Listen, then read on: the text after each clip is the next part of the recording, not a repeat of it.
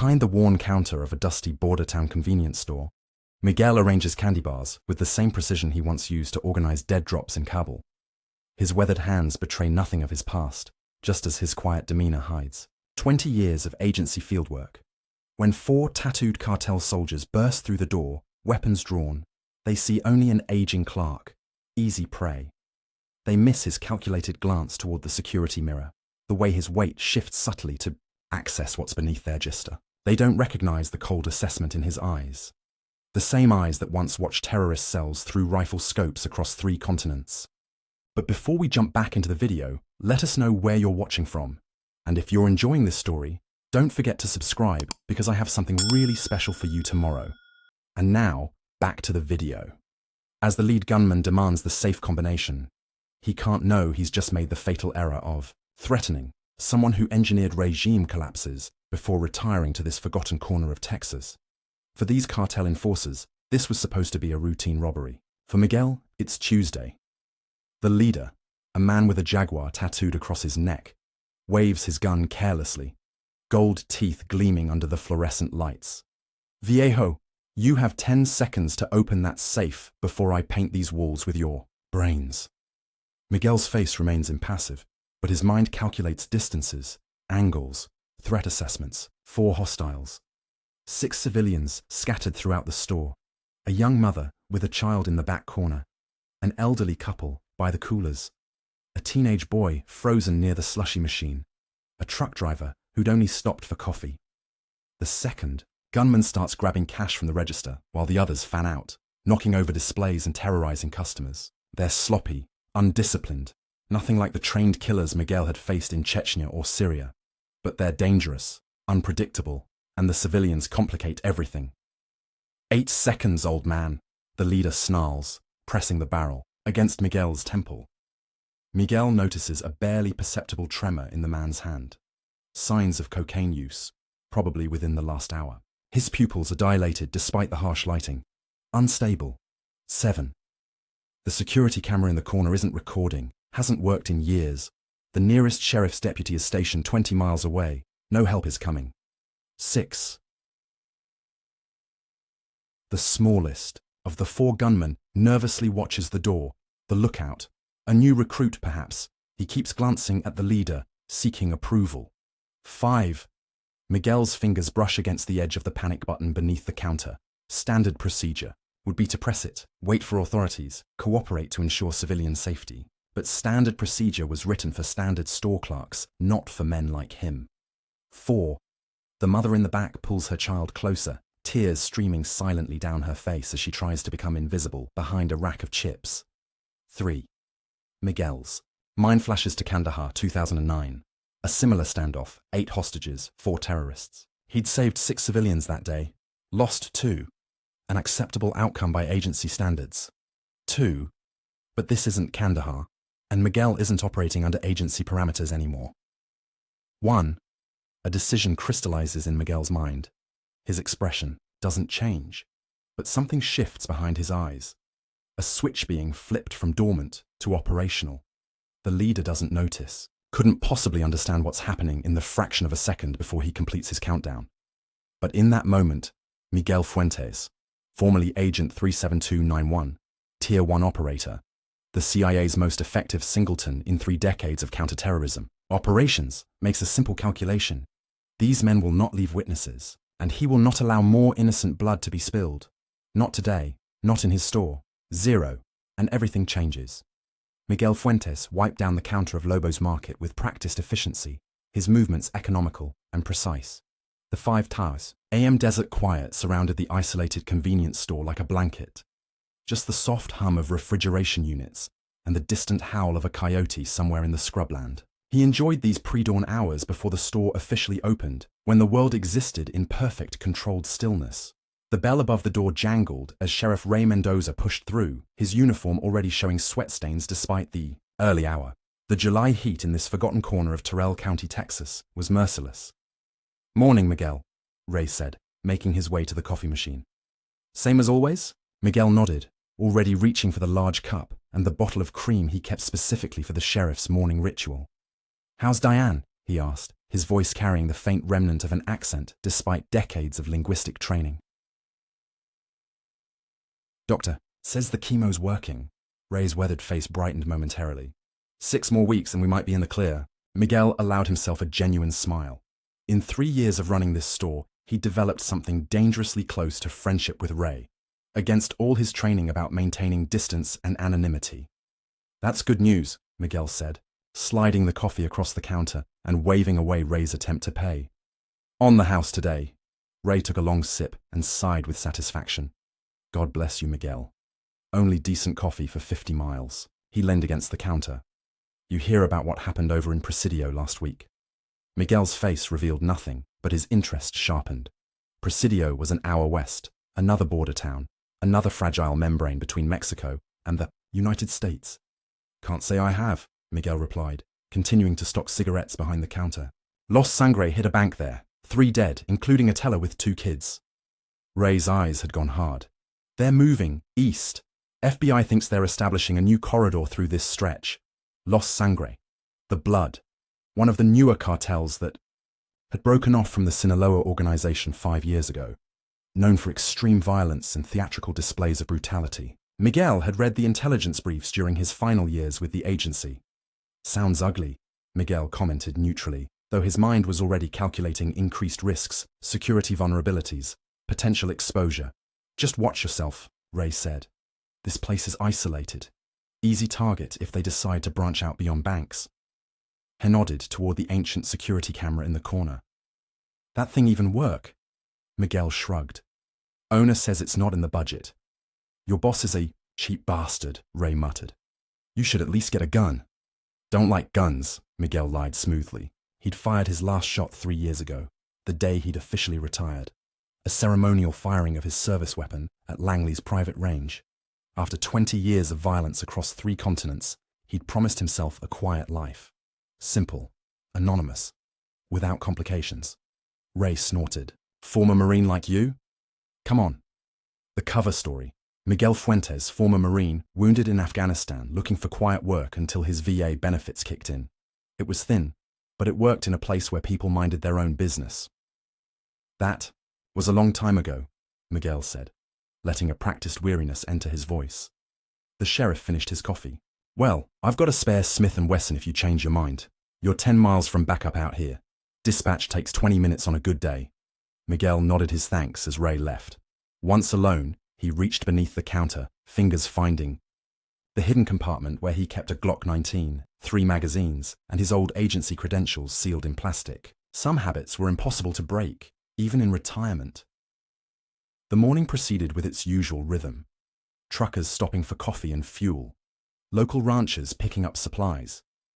Tourists lost on their way to Big Bend National Park.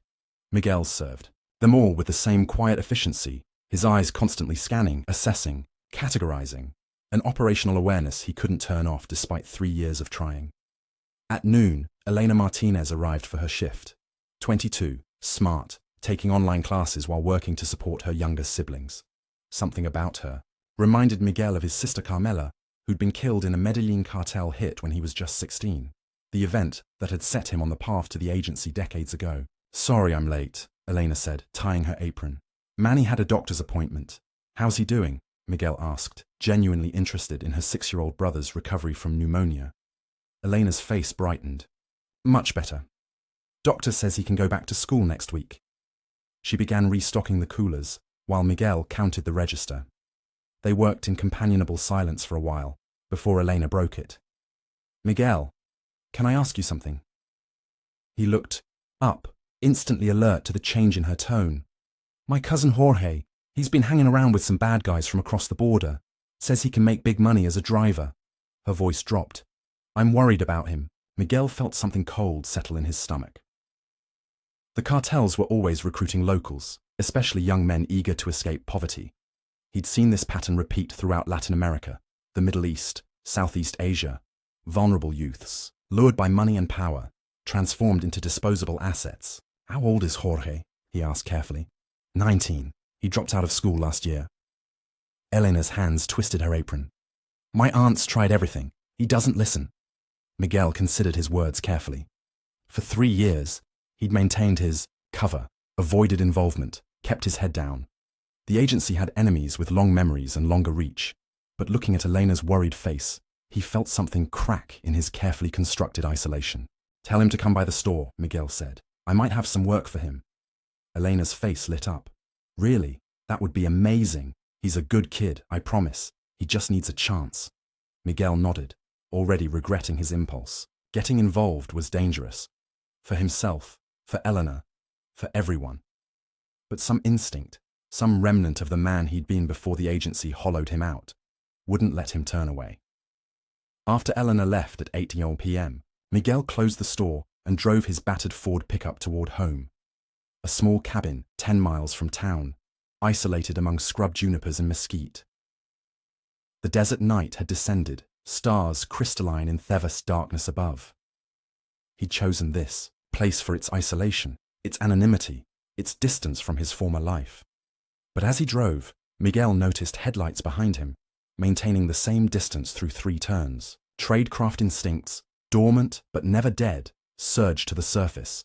He executed a quick series of random turns, and the vehicle behind him mirrored each one. Definitely a tail. Miguel's mind raced through possibilities. Local thieves targeting. An old man in a secluded area. Unlikely. They wouldn't have the discipline for proper surveillance. Los Sangre spotters mapping potential targets. Possible. Or the other, darker possibility. Someone had finally found him. An enemy from his operational days. A terrorist network with a long memory. Or even his former employers. The agency sometimes. Retired its more problematic assets permanently. He accelerated suddenly, pushing the old truck beyond its comfortable limits, then cut his lights and veered onto a dirt-access road. The pursuing vehicle shot past his hidden position. In the moonlight, Miguel caught a glimpse of a black SUV with tinted windows. No plates visible. Professional.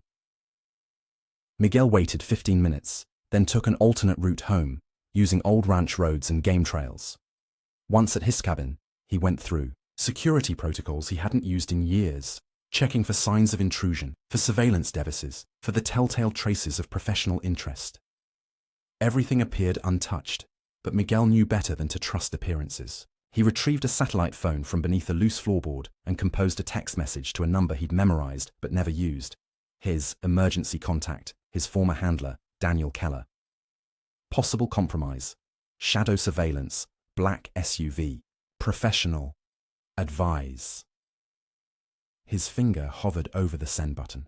Once he sent this, there was no going back. The quiet life he'd built would evaporate. He'd be back in the world he'd escaped, or thought he had. Miguel deleted the message and put the phone away. No evidence of direct threat yet. No reason to believe his cover was blown. Perhaps the surveillance was random, connected to the cartel's expanding operations, as Ray had mentioned.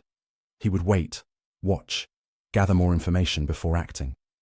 But that night, as he lay in bed, Miguel found himself checking the Glock under his pillow repeatedly, and for the first time in 3 years, he dreamed of Kabul, of blood on his hands, of eyes going dim as he applied pressure to a carotid artery, of whispered confessions extracted in darkened rooms. He woke at 3 a.m., drenched in sweat, the names of the dead on his lips. 2 hours later, he drove back to Lobo's market for another day of pretending to be nothing more than a simple store clerk. But as he unlocked the front door, he noticed something that made his blood freeze. A small mark, scratched into the doorframe. 3 vertical lines crossed by 1 horizontal. The old Sicario recognition sign from his days infiltrating the early cartels in Colombia. Someone knew exactly who he was, and they were sending a message. Miguel erased the mark with his thumb, unlocked the store, and began his morning routine with mechanical precision, while his mind processed this new reality. His peaceful retirement was over. The only question was who had found him and what they wanted. The answer arrived at 10:30 a.m. when a sleek silver Mercedes pulled up outside the store. A tall man in an immaculate suit stepped out, designer sunglasses hiding his eyes. Miguel recognized him instantly, though they'd never met in person. Alejandro Vega, the founder and leader of Los Sangre. One of the 10 most wanted men in the Western Hemisphere had just walked into Miguel's convenience store, alone and apparently unarmed. It was either a gesture of extreme confidence or extreme foolishness. Miguel watched through the security mirror as Vega browsed the snack aisle with casual interest, eventually selecting a package of American cookies. When he approached the counter, his smile revealed perfect white teeth. "Miguel Fuentes," Vega said softly. "Or should I say, Agent 37291, the ghost of Medellin." Miguel's expression remained neutral as he scanned the cookie package. "That'll be $4.59, Vega laughed, a cultured, pleasant sound at odds with the man's bloody reputation. 20 years with the CIA, operations in 37 countries, specialized in cartel infiltration and disruption. He leaned forward slightly. "You cost my former associates nearly $2 billion and sent 17 of my relatives to prison, including my father." Miguel bagged the cookies. "Cash or credit? And yet, here you are," Vega continued as if Miguel had responded. "Running a convenience store in the middle of nowhere. How extraordinary." He placed a $100 bill on the counter. "I've been looking for you for a very long time." Miguel made change with steady hands. "You've mistaken me for someone else." "No," Vega said, his smile fading. "I don't think I have." He left the change on the counter. "But I'm not here to settle old scores, Miguel. I'm here to offer you a job." Miguel finally met the cartel leader's eyes. "Not interested. You haven't heard my offer." Vega glanced around the store. "This isn't a negotiation in the traditional sense. In 3 days, I'm moving the largest shipment of my career through this county. Weapons, drugs, people, $100 million operation. The local authorities have been accommodated, but there's a DEA task force operating independently. I need someone who can identify them, neutralize their surveillance without alerting their superiors." "Why would I help you?" Miguel asked, breaking his pretense of ignorance. Vega's smile returned. "Because if you don't, I'll start with Elena's little brother Manny. I understand he's just recovering from pneumonia, then her other siblings, then this store, everyone in it. I have 40 men within 20 miles of here. Miguel, you're good, a legend even, but you're one man, aging, retired." Miguel felt ice in his veins, but his expression betrayed nothing. "And if I help you, one job, then you return to your retirement, unmolested. I even throw in a bonus. Enough to buy this store from its absentee owner, a better security system." Vega slid a burner phone across the counter. "You have 24 hours to decide." He turned to leave, then paused. "Oh, and Miguel, if you run, I have people in 16 countries looking for you. And they'll start with that pretty young nurse in Prague that you thought no one knew about. Katerina, isn't it?" The mention of Katerina, his former asset, the woman he'd promised to protect, whose existence in his life was documented nowhere, confirmed Miguel's worst fears. Someone inside the agency had sold him out. His cover was completely blown. After Vega left, Miguel moved through the day in a fog of calculation and memory. Old instincts reawakened. Old skills reasserted themselves. By closing time, he had formulated 14 potential plans, discarded 11 as too risky, and narrowed his options to 3 unpalatable choices. When he locked up that night, Miguel drove, not to his cabin but to an abandoned ranch house 30 miles away, where he'd established an emergency fallback 3 years earlier. From beneath the floorboards, he retrieved a waterproof case containing $50,000 in cash, 3 passports in different names, a set of burner phones, and an M4 carbine with ammunition. As he loaded the weapons into his truck, Miguel considered his options. He could run, disappear into South America or Southeast Asia, using networks and identities the agency knew nothing about. He could comply with Vega's demand, help the cartel evade the DEA, and pray the man kept his word about leaving Miguel alone afterward. Or he could reach out to his former employers, report the contact, potentially securing protection for himself and those Vega had threatened. None of these choices appealed to him. Each carried terrible risks and moral compromises. That night, as Miguel cleaned his weapons with the automatic precision of decades of muscle memory, he thought about Elena and her family, about Ray Mendoza and his wife fighting cancer, about the quiet, imperfect life he'd built here. He thought about all the compromises he'd made in 20 years of service, all the times he'd told himself that the greater good justified terrible means, all the blood on his hands that no amount of quiet retirement could wash away. By dawn, Miguel had made his decision. He would appear to cooperate with Vega while secretly reaching out to the DEA task force. A double game, the most dangerous kind of operation, with the highest mortality rate for agents, but it was the only chance to protect both innocent lives and his own conscience. As the sun rose over the desert, Miguel Fuentes, former CIA operative, current convenience store clerk, and now reluctant player in a deadly game, drove back to Lobo's Market to begin what might be the final operation of his career. He arrived just as Elena pulled up. Her smile was bright, unsuspecting. "Jorge can come in tomorrow," she said excitedly. "He's really grateful for the opportunity, Miguel." Miguel nodded, the weight of his secrets, past and present, pressing down on him with almost unbearable force. "Tell him to come at noon. I'll show him the ropes." As they entered the store together, Miguel glanced at the security mirror, automatically checking for threats. His own reflection stared back. An aging man with watchful eyes, a man caught between worlds, a man whose past had finally caught up with him. The bell above the door jangled cheerfully, oblivious to the dangers gathering around this isolated outpost in the desert. Miguel flipped the sign to open and prepared to face the day, knowing it might be one of his last in this quiet life he'd built, or one of his last, period. By the next morning, Miguel had formulated his plan, dangerous, complex, with too many variables, but the only option that might keep Elena's family safe while preventing Vega's operation from succeeding. He'd need to play both sides perfectly, walking an impossible line between appearing to help the cartel while actually facilitating their capture. First step: locate the DEA task force without alerting Vega's people. Miguel opened the store at 5 a.m. as usual, his mind racing through contingencies, while his body performed the familiar routine. Sheriff Ray arrived for his coffee at 5:30, right on schedule. "You look like hell," Ray commented, studying Miguel's face. "Sleeping all right?" "Fine," Miguel lied, sliding the coffee across the counter. "Heard anything more about those cartel movements?" Ray's eyebrows raised slightly at Miguel's direct question. In 3 years, Miguel had never shown more than polite interest in local crime. Actually, yeah. FBI's set up a command post in Marathon. Bunch of suits sweeping through, talking to ranchers about unusual activity. Ray sipped his coffee. "Why? The interest?"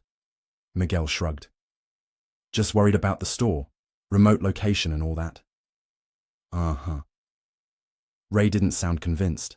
"Well, if it helps you sleep better, there's some kind of joint task force operating. Got the impression there. Expecting something big coming through. Marathon was 30 miles east. Perfect placement to intercept a shipment moving through this corridor." Miguel filed the information away while maintaining his casual demeanor. "Appreciate the heads up." Ray lingered, studying Miguel with narrowed eyes. "You know, for an ex-Marine, you've got some interesting habits." Miguel froze internally but kept his expression neutral. "How's that?" "Most folks, they get spooked, they look around, check the windows. You always check the mirrors first, then sight lines to exits." Ray tapped his temple. "Observation's my job, and you, friend, were more than just a grunt." For a moment, Miguel considered telling Ray everything. About Vega's threat, about the impending shipment, about the danger hanging over them all, but involving the sheriff would only put another life at risk. Ray's department was small, underfunded, and likely compromised if Vega's intelligence was accurate. "Force of habit," Miguel said finally. "Not all my deployments were standard." Ray nodded slowly. "Figured as much." He finished his coffee. "Whatever's got you spooked, I'm around if you need backup." After Ray left, Miguel closed the store briefly, putting up a "back in 15 minutes" sign. He drove half a mile down the road to a rise with cellular reception, powered up one of his burner phones, and called a number he'd memorized years ago but never expected to use, an emergency contact within the DEA, established during a joint operation in Guatemala in 2015. The call went to voicemail, as expected. Miguel left a cryptic message using old recognition codes, then destroyed the phone. By 6 a.m. he was back at the store, restocking shelves as if nothing had happened. At noon, Elena arrived with her cousin Jorge, a lanky 19-year-old with wary eyes and a nervous smile. Miguel assessed him with a professional's gaze. Intelligent, but undisciplined, desperate for respect, physically capable but untrained. Not cartel material yet, but heading in that direction without intervention. "Jorge, good to meet you," Miguel said, extending his hand. "Elena says you're looking for work. The young man's handshake was tentative. Yes, sir. I appreciate the opportunity. Let's see how you do. Miguel assigned him simple tasks: stocking, cleaning, inventory, watching how Jorge approached each job. By mid-afternoon, his assessment was complete. The boy had potential, took direction well, and showed unexpected attention to detail. More importantly, he was clearly devoted to his cousin, which gave Miguel potential leverage. At 2:00 p.m., the burner phone Vega had given him vibrated in his pocket. A text message with GPS coordinates and a time. 11:00 p.m. tonight. Elena, I need to step out for a moment, Miguel said. Can you and Jorge handle things? She looked surprised. Miguel never left during a shift, but nodded. Of course. Miguel drove to the coordinates immediately, taking a roundabout route and checking repeatedly for surveillance. Their location was an abandoned gas station 15 miles south, its weathered pumps standing like sentinels in the desert heat. No vehicles visible, but Miguel spotted the subtle signs of recent activity: disturbed dust patterns, cigarette butts, tire tracks. He parked a quarter-mile away and approached on foot, using the scrub vegetation for cover. His body moved with the old familiar rhythm of an approach, muscle memory returning despite years of disuse. From a concealed position, Miguel surveyed the station with binoculars, empty but recently used, a meeting location, not a permanent base.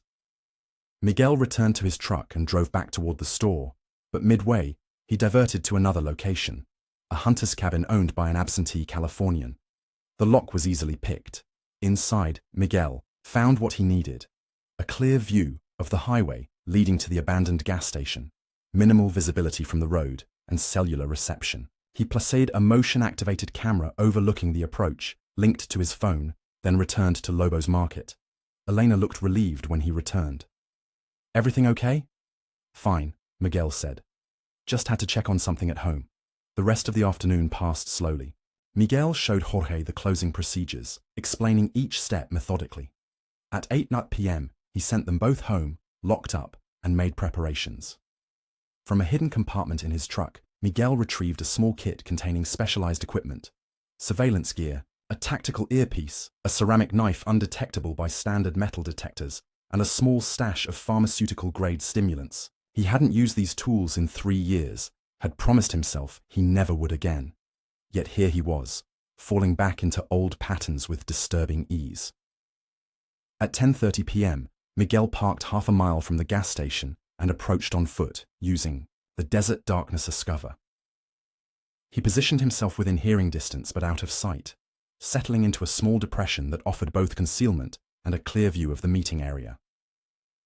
At precisely 11:00 p.m., 3 vehicles arrived: a black SUV with tinted windows, an unmarked van, and the silver Mercedes Miguel recognized as Vega's. 8 men deployed in a security perimeter, while Vega and 2 lieutenants convened under the rusted awning of the former garage. Miguel activated a directional microphone, adjusting it until voices became audible through his earpiece. Crossing at 3 points, one man was saying, pointing to a map spread across the hood of the Mercedes. Primary shipment comes through here, secondary diversions here and here. Vega nodded. And our friend in Border Patrol has confirmed the shift changes. Yes, Jefe. We have a 90-minute window at each crossing. The local sheriff has been paid to ensure his deputies are elsewhere. Miguel's jaw tightened. So Ray's department was compromised, as Vega had claimed, though perhaps not Ray himself. What about the DEA presence? Vega asked, still gathering intel. That's where our new associate comes in. The lieutenant glanced at his watch. He should be here soon. Vega shook his head. No, I instructed him to remain at his post. Too risky to be seen meeting with us directly. The discussion continued for another 40 minutes. Detailed plans for what Miguel now understood to be the largest drug and human trafficking operation in the region's history. Dozens of vehicles, hundreds of kilos of product, over 50 people, being smuggled across, all coordinated with precision and protected by bribes to key officials. As the meeting concluded, Vega looked in Miguel's general direction. I know you're out there, Ghost, he called into the darkness. I expected you to observe rather than join us. You've made a wise choice. In 48 hours, this will be over, and you can return to your retirement. Miguel remained motionless, His heartbeat steady despite the adrenaline coursing through him. Vega couldn't possibly see him. This was a psychological ploy, a shot in the dark. The cartel members departed, their vehicles disappearing into the night. Miguel waited 30 minutes before retreating, his mind processing everything he'd learned. The operation was scheduled for tomorrow night. 3 crossing points, with the main shipment coming through the very road that passed by Lobo's market. The remote store would serve as a perfect surveillance post for monitoring the operation. By the time Miguel returned to his truck, he'd formulated the next phase of his plan. He needed to alert the DEA task force without exposing himself, to position them to intercept the shipment while maintaining his cover with Vega. But as he started the engine, headlights suddenly flared behind him, high beams closing fast. Miguel accelerated, but the pursuing vehicle matched his speed. In his rearview mirror, he recognized the black SUV from the meeting. They'd tracked him after all. His cover was blown. Miguel executed a hard turn onto a dirt road, pushing his truck to its limits. The SUV followed, gaining ground on the road terrain. Miguel reached for his Glock, calculating angles, escape routes, survival probabilities. The SUV rammed him from behind, sending his truck skidding. Before he could recover, it struck again, harder. Miguel's truck careened off the road, rolling once before coming to rest against a boulder. Pain exploded across his ribs. Warm blood trickled down his face from a gash on his forehead. The driver's doctor was crushed inward, immovable. Miguel dragged himself across to the passenger side, his hand gripping the Glock. Before he could escape, bright lights surrounded the truck. 4 men approached, weapons drawn. Miguel recognized the lead figure, Vega's chief lieutenant from the meeting. Out of the vehicle, Ghost, the man called. Nice and slow. Miguel calculated his odds. 4 against 1, injured, partially trapped. Survival probability, less than 30%. Don't make this difficult, the lieutenant continued. El Jefe wants you alive, for now. Miguel raised his hands slowly, the Glock concealed along his forearm. I was heading home, he said, his voice steady, despite the pain. Following orders, to maintain my cover. The lieutenant smiled, revealing a gold tooth. Maybe. Or maybe you were heading to make a call to your DEA friends. If I was working with the DEA, they'd have raided your meeting tonight, Miguel pointed out. Perhaps. The lieutenant gestured with his weapon. But El Jefe doesn't take chances. You're coming with us until the shipment is complete. Consider it a insurance policy. Miguel assessed his options, all of them bad. Fighting meant certain death. Compliance meant becoming a hostage, useful until the shipment was complete, then disposable. Either way, he wouldn't be able to warn the DEA about the operation details, meaning Vega would succeed, the drugs and weapons would make it through, and the human trafficking victims would disappear into the underground networks. As Miguel prepared to make his move, a desperate, low-probability play, headlights appeared on the main road. A vehicle was approaching, its roof lights suddenly flashing red and blue. Sheriff Ray Mendoza's patrol car pulled up, spotlights illuminating the scene. The cartel men froze, momentarily uncertain. Everything all right here? Ray called, stepping out with his hand resting on his holstered weapon. Miguel, that you? The lieutenant recovered quickly, lowering his weapon and smiling. Sheriff, good timing. We found this man after an accident, just trying to help. Ray's flashlight played over the scene, taking in Miguel's bloodied face, the armed men, the damaged truck. Heist's expression remained neutral, but Miguel saw the calculation in his eyes. I've got it from here, gentlemen, Ray said calmly. Appreciate your civic-mindedness, but I'll handle it now. A moment of tension stretched between them. 4 cartel soldiers against 1 small-town sheriff. Miguel readied himself, knowing Ray would be the first target if violence erupted. After what seemed an eternity, the lieutenant nodded. Of course, Sheriff. We were just leaving. He glanced at Miguel. Take care of those injuries, friend. We'll check on you tomorrow. The threat was unmistakable. As the cartel men returned to their SUV, Ray helped Miguel to the patrol car, his movements casual, but his voice tense. You want to tell me what the hell's going on? He muttered. Not here, Miguel replied, scanning for surveillance devices. We're being watched. Ray nodded almost imperceptibly, playing the role of concerned law enforcement officer until the SUV disappeared down the highway.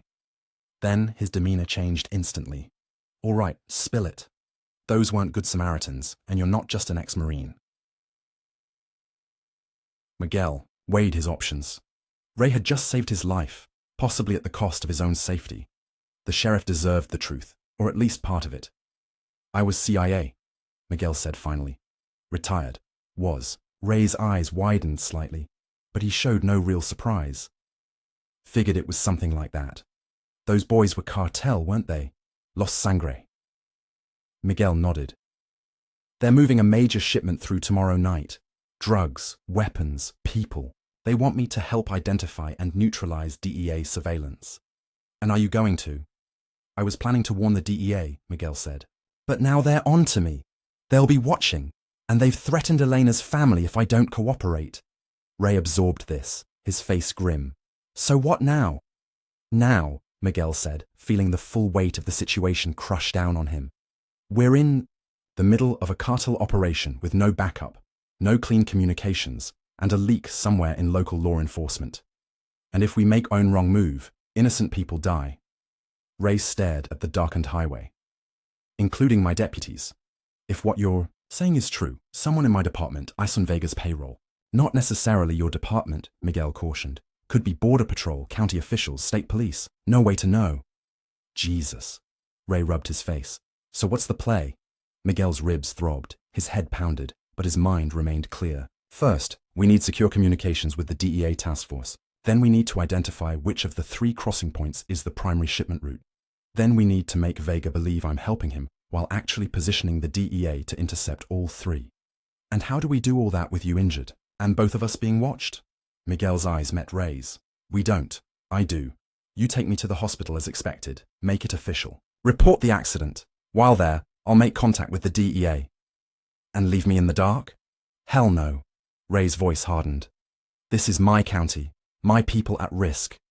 And if you're seen working with me, your wife becomes a target too, Miguel said quietly. Diane's in the middle of chemo, Ray. You want Vega's people visiting her hospital room? Ray's knuckles whitened on the steering wheel. After a long moment, he spoke. I've got a hunting cabin up in the Davis Mountains. No one knows about it except Diane. You can operate from there. Miguel shook his head. Too risky. They'll be watching you too now. Let me worry about that. Ray started the patrol car. Right now, we're going to the hospital in Alpine to get you patched up. Official accident report. Then I'm going to accidentally leave my personal cell phone in your room while I get coffee.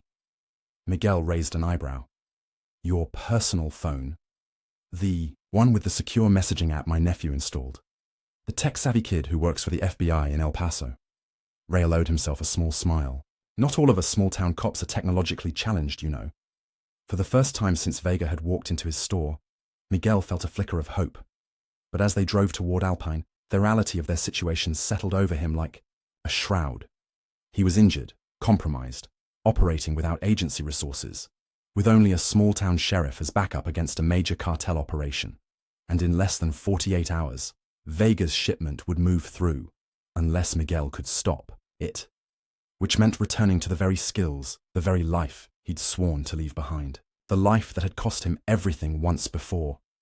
As the patrol car's lights cut through the desert darkness, Miguel made a silent promise to himself. This would be the last time. One final operation. After this, he would disappear for good. If he survived. A big if. The fluorescent lights of Alpine Memorial Hospital cast harsh shadows across Miguel's face as a doctor stitched the gash on his forehead. 6 stitches, along with 2 cracked ribs and extensive bruising.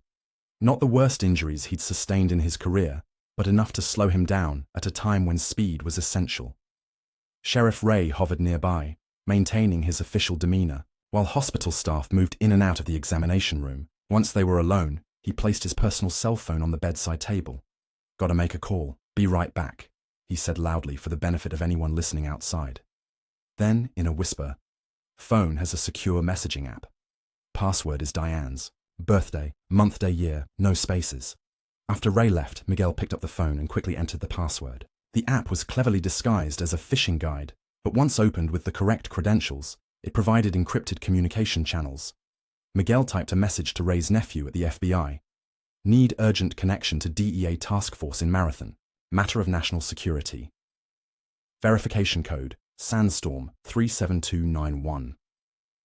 The code was an old CIA emergency protocol, one that would flag the message for immediate attention within federal agencies. It would either bring help or expose Miguel completely, but there was no time for half measures now. Miguel deleted the message history and set the phone down just as a nurse entered to check his vitals. She was young, with a gentle touch and worried eyes. "Sheriff says you rolled your truck," she commented. "Must have been some accident. Swerved to avoid a deer." Miguel lied easily. She nodded, accepting the story while taking his blood pressure. "You're lucky. We get rollovers on those desert roads all the time. Most don't walk away." Luck had nothing to do with it, Miguel thought.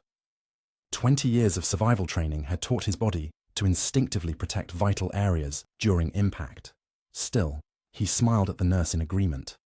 "Doctor wants to keep you overnight for observation," she continued. "Possible concussion," Miguel calculated rapidly. Staying put made him vulnerable, but leaving would raise suspicions. And Ray's phone provided a secure communication channel he desperately needed. "Sounds good," he agreed. After the nurse left, Miguel lay back against the thin hospital pillow, his mind racing through contingencies. Elena would be opening the store alone tomorrow. Jorge might show up expecting work. Both could be in danger if Vega's people decided they were useful leverage. As if summoned by his thoughts, his hospital room door opened again, revealing Elena's worried face. "Miguel, Sheriff Ray called me. Are you okay?" Her presence sent a spike of alarm through him. "You shouldn't be here," he said, more sharply than intended. Elena's expression shifted from concern to hurt. "I was worried about you. You never miss work," Miguel softened his tone. "I'm sorry, just in pain." He gestured to his bandaged ribs. "I'll be fine, but you should go home. It's late." "The store. Keep it closed tomorrow," Miguel interrupted. "Tell Jorge training is postponed." Elena's brow furrowed. "But what about—" "Your job? The owner? I'll handle it," Miguel assured her. "Please, Elena, just stay home tomorrow, with your family." Something in his tone must have conveyed the urgency he couldn't explicitly express. Elena studied his face for a long moment, then nodded slowly. "Okay, but call me if you need anything." She squeezed his hand gently before leaving. As the door closed behind her, Miguel closed his eyes, a wave of exhaustion washing over him. He'd been running on adrenaline since Vega's appearance at the store. The crash was inevitable, but he couldn't afford it now. From his pocket, he retrieved a small pill case containing pharmaceutical stimulants, agency grade, designed to maintain cognitive function for up to 72 hours without sleep. He dry swallowed one, knowing he was violating at least a dozen hospital regulations. Within minutes, the fog of fatigue receded. Miguel's mind sharpened, his senses heightened. The cost would come later. The crash, when it eventually came, would be brutal. But right now, clarity was worth any price. Ray returned an hour later, his expression carefully neutral as he collected his phone. "Got a call," he murmured, positioning himself to block the security camera in the corner of the room. "Someone will contact you here. Midnight." Miguel nodded slightly. "Elena came by. I told her to keep the store closed tomorrow." "Good call." Ray checked his watch. "I need to get back to the station. Official paperwork for your accident. You need anything?" "I'm fine," Miguel assured him, though they both knew it was a lie. "Watch your back, Ray." The sheriff paused at the door. "Always do." He hesitated, then added, "For what it's worth, I believe you're trying to do the right thing. But if anything happens to my town, my people—" The threat remained unspoken, but clear. Ray was helping Miguel conditionally. If innocent people died because of this operation, the sheriff would hold him personally responsible. After Ray departed, Miguel waited, counting minutes, monitoring the hospital routine as it settled into the quieter rhythms of night shift. At 11:45 p.m., he disconnected his heart rate monitor, silencing the machine before it could trigger an alarm. Ignoring the pain in his ribs, he moved to the window, verifying his second-floor room had no surveillance from outside. At precisely midnight, his room door opened. A young female doctor he hadn't seen before entered, chart in hand. Without looking up, she spoke quietly. "Verification. Sandstorm 37291 acknowledged." Relief flooded through Miguel. The DEA had received his message. Authentication. "The Falcon flies at dawn." The doctor finally met his eyes. "Special Agent Carla Reyes, DEA task force. She closed the door softly. You've got 5 minutes before the nurse makes rounds again. Miguel immediately launched into a concise briefing. Vega's operation, the 3 crossing points, the scope of the shipment, the corruption in local law enforcement. Agent Reyes listened without interruption, her expression betraying nothing. We've been tracking Vega for 18 months, she confirmed when he finished. But we had no intel on the multiple crossings. This is bigger than we thought. You're right to be concerned about a leak, she continued. We've been operating under communications blackout because 2 previous operations were compromised. How many agents do you have? Miguel asked. Not enough. 12 total, split between Marathon and the field. Miguel processed this. 12 agents, against Vega's estimated 40 men, with shipments coming through 3 separate crossing points. The odds were not favorable. I can help, he offered. I'm compromised with Vega, but he still needs me to identify your surveillance positions. I can feed him false information, direct his counter-surveillance away from your actual positions. Agent Reyes studied him. With all due respect, Mr. Fuentes, we don't know you. Your CIA credentials checked out, but you've been retired for 3 years. Why should we trust you now? It was a fair question. Miguel had asked it himself many times over the past days. Because Vega threatened innocent people, he said simply. Because I spent 20 years stopping operations like this. And because right now, I'm your best shot at taking him down without civilian casualties. Reyes considered this. If you're playing both sides, you're putting yourself at extreme risk. I'm already there. Miguel winced as his ribs protested a too deep breath. Vega knows who I am. Either we stop him now, or I'm dead anyway. After a moment, Reyes nodded. All right. Here's how we'll communicate. She handed him what appeared to be a standard smartphone. Burner, encrypted messaging app disguised as a weather program. Check it every 2 hours for updates. Miguel took the phone. The shipment moves tomorrow night. That doesn't give us much time. We'll be ready. Reyes moved toward the door, then paused. My team doesn't know about you. For operational security, let's keep it that way. After she left, Miguel lay back in the hospital bed, the weight of what he'd committed to settling over him. He was now, officially, running a counter-operation against one of the most dangerous cartel leaders in the hemisphere, with limited resources, compromised cover, and physical injuries. The odds of success, let alone survival, were vanishingly small. And yet, for the first time in 3 years, Miguel felt fully alive. The familiar calculus of risk and reward, the mental chess game of anticipating an adversary's moves, the razor's edge between success and catastrophic failure. This had been his life for 2 decades, his natural habitat. What disturbed him most was how easily he'd slipped back into it. By dawn, Miguel had formulated a plan. It required precision timing, perfect execution, and more than a little luck, elements rarely found in field operations. But it was the best chance to stop Vega's shipment while protecting the innocent people caught in the crossfire. He checked himself out of the hospital against medical advice at 6 a.m., ignoring the doctor's protests about his potential concussion. Ray had arranged for a deputy to drive him to retrieve what remained of his truck, which had been towed to a local garage. The deputy, a young man named Rodriguez, seemed nervous, avoiding eye contact. Miguel studied him carefully, noting the subtle tells of someone hiding something. The too casual posture, the excessive small talk, the frequent checking of his phone. Either Rodriguez was one of Vega's informants within the sheriff's department, or he was simply intimidated by Ray's instructions to give Miguel special treatment. Either way, Miguel maintained his cover as a simple store clerk, expressing appropriate gratitude and confusion about the whole situation. At the garage, the mechanic confirmed what Miguel already knew. His truck was beyond repair. The frame was bent, the engine block cracked. Another complication in an already complex situation. Sheriff said to give you this, Rodriguez said, handing Miguel an envelope after the mechanic walked away. Inside was a key and an address scribbled on a note card. My cousin's place, Rodriguez explained. He's working the oil fields in Midland. Won't be back for months. Sheriff thought you might need somewhere to stay until you sort things out. Miguel studied the deputy's face, looking for signs of deception. Finding none, he nodded. Thank the sheriff for me.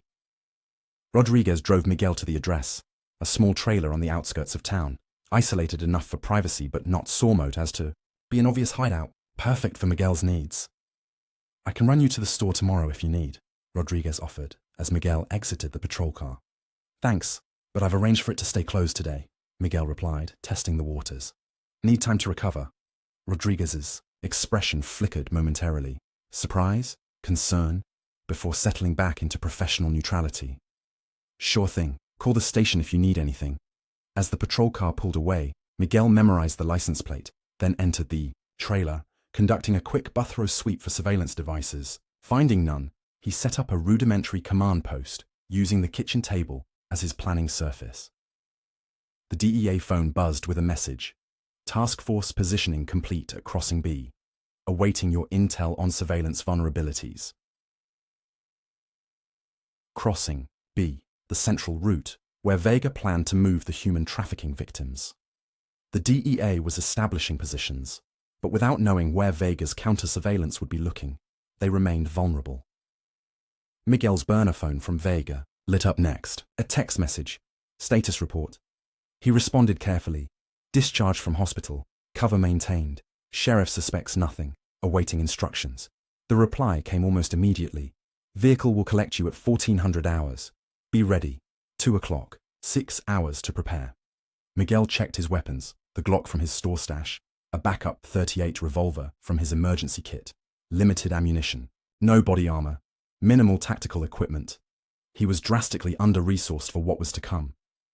At noon, Sheriff Ray arrived, carrying a duffel bag.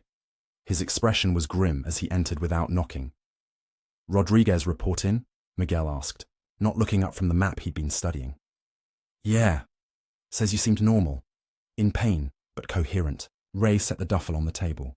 Brought you some things. Clothes, burner phone, and this. He pulled out a Kevlar vest. Old, but better than nothing. Miguel looked up. You didn't have to do this. Didn't do it for you, Ray retorted. Did it for my county. For the people Vega's poison would destroy. He paused. And because Diane would never forgive me if I didn't help stop those human trafficking victims from disappearing into hell. Miguel nodded, understanding. Any word from your department about unusual activity? Nothing official. But my deputy Jenkins called in sick today. First time in 5 years. Ray's expression hardened. He's also built a new house recently. Nice. Place for someone on a deputy's salary. Your leak, Miguel concluded. Looks that way. Ray seemed weary suddenly, the betrayal hitting him hard. What's your plan when Vega's people pick you up? Miguel outlined his strategy, identifying the DEA's real positions for Vega, but claiming they were decoys, while pointing Vega's counter-surveillance toward empty locations.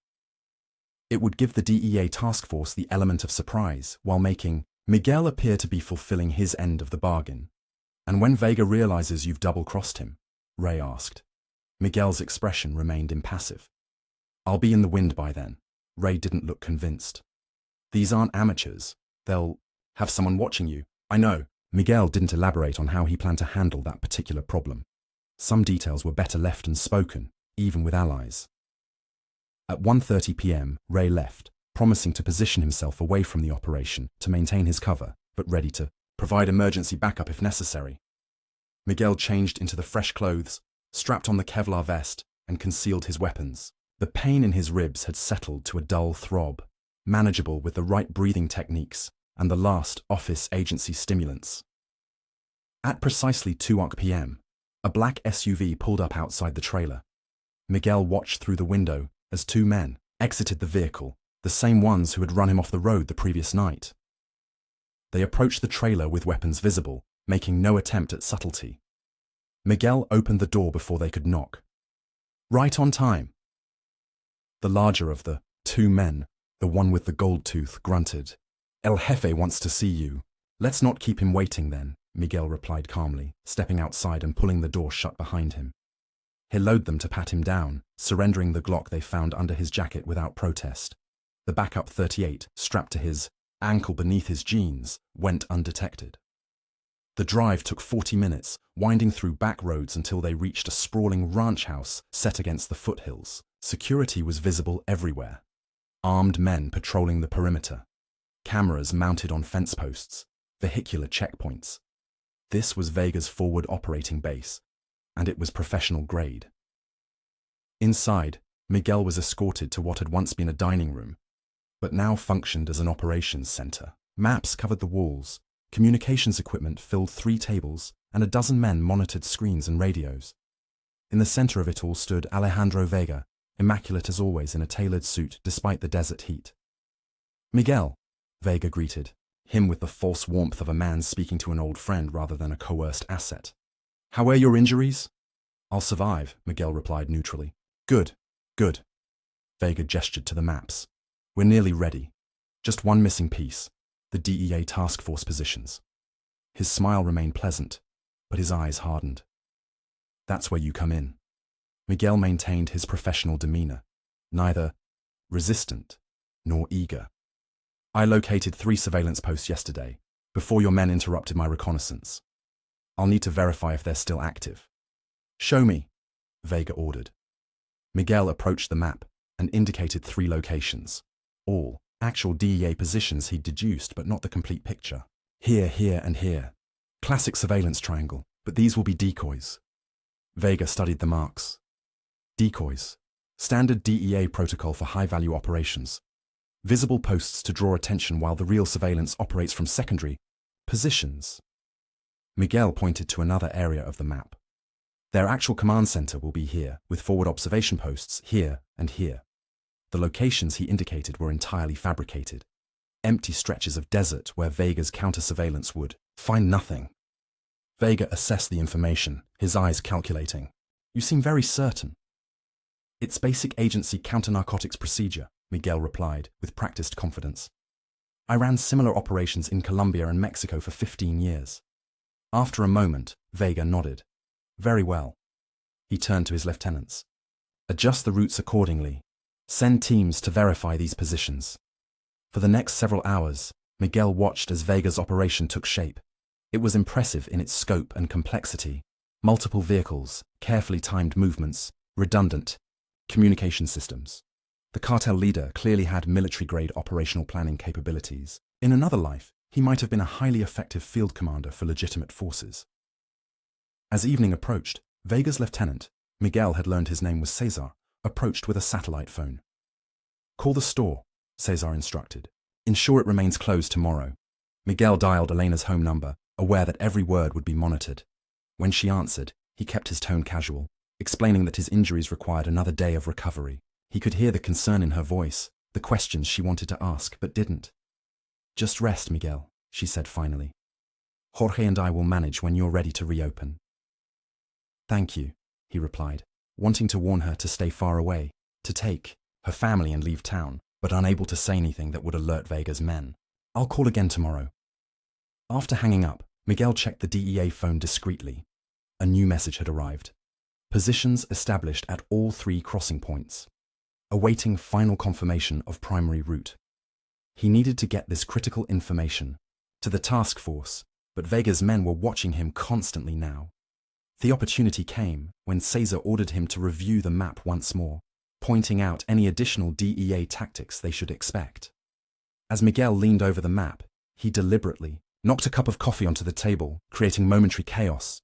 Asman rushed to protect the electronic equipment. In the confusion, he sent a rapid text to the DEA. Primary route, confirmed crossing. C, human cargo crossing. B, weapons crossing. A, all moving simultaneously, aero 200 hours. By the time order was restored, the message was sent and the phone back in his pocket. Vega entered, irritated by the disruption. "My apologies," Miguel said smoothly. "Still a bit unsteady from the accident." Vega waved away the explanation. "It's time to move to forward positions. You'll accompany Cesar to confirm the DEA locations as we approach." This was the critical juncture, the point where Miguel would either successfully mislead Vega's counter-surveillance or be exposed as a double agent.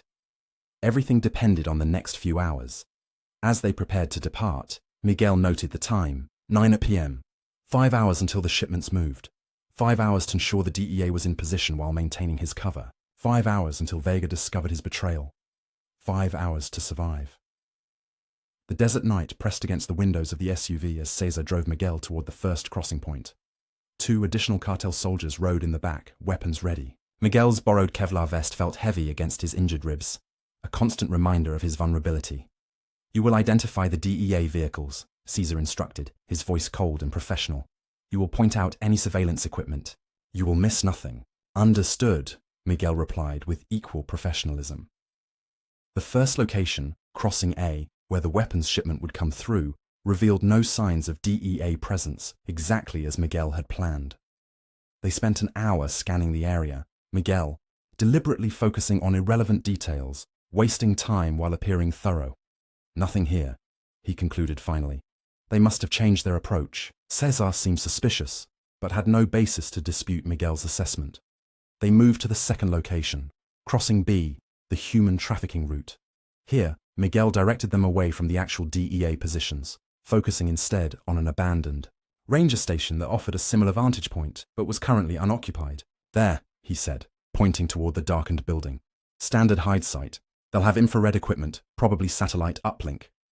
Caesar relayed this information via encrypted radio, while Miguel silently calculated timing and distances. The real DEA team was positioned 3 kilometers east, behind a natural ridge that would allow them to observe the crossing while remaining hidden from Vega's counter-surveillance. At the third crossing point, the main drug shipment route, Miguel employed his most dangerous deception, identified an actual DEA surveillance vehicle, but claimed it was a decoy. That's too obvious, he explained to Caesar. They want you to spot it, to focus your attention there while the real team operates from a secondary position. He directed Caesar's attention to a different area entirely. They'll be there, using the elevation for signal clarity. Caesar studied the darkened landscape. You're sure? It's what I would do, Miguel replied with carefully calibrated confidence. After completing their reconnaissance, they returned to Vega's command center. It was now 11:30 p.m., less than 3 hours until the operation began. Vega received their report with focused intensity, adjusting his plans based on Miguel's information. Your intelligence has been valuable, Vega told him. Now, we wait. The next 2 hours passed with excruciating slowness. Miguel maintained his calm exterior, while his mind raced through contingencies. Vega's men would discover the DEA's true positions soon after the operation began. Miguel's deception would be revealed, his usefulness would end, and with it, any reason to keep him alive. At 1:30 a.m., Vega's operation began to move. Convoy leaders reported in, security teams took up.